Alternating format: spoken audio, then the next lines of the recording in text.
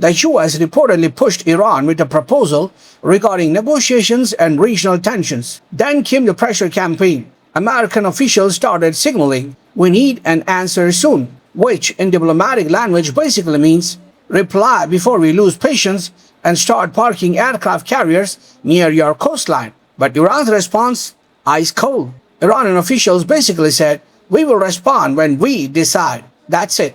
No panic, no rushing, no scrambling. And this matters because the entire Middle East right now is operating like a room full of armed people standing next to gasoline. One wrong move, everything ignites. And then comes Israel, because according to multiple regional reports and political commentary, Israeli leadership has been pressuring Washington to take a much harder line on Iran, especially regarding Iran's energy infrastructure. Now think about how dangerous this is. If energy facilities become military targets, you are no longer dealing with a regional conflict.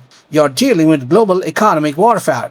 Because oil is not just fuel anymore. Oil is power. Oil is inflation. Oil is elections. Oil is grocery prices.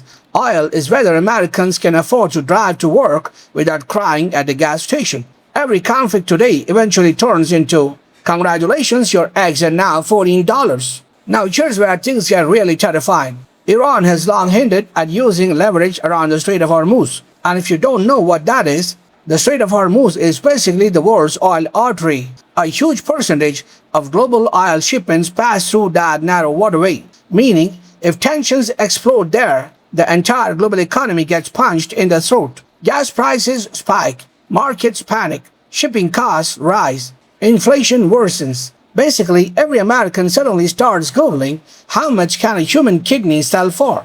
Because remember, the economy is already fragile. People are still recovering from inflation, layoffs, housing costs, student debt, and now the world's energy routes are turning into a battlefield. Fantastic.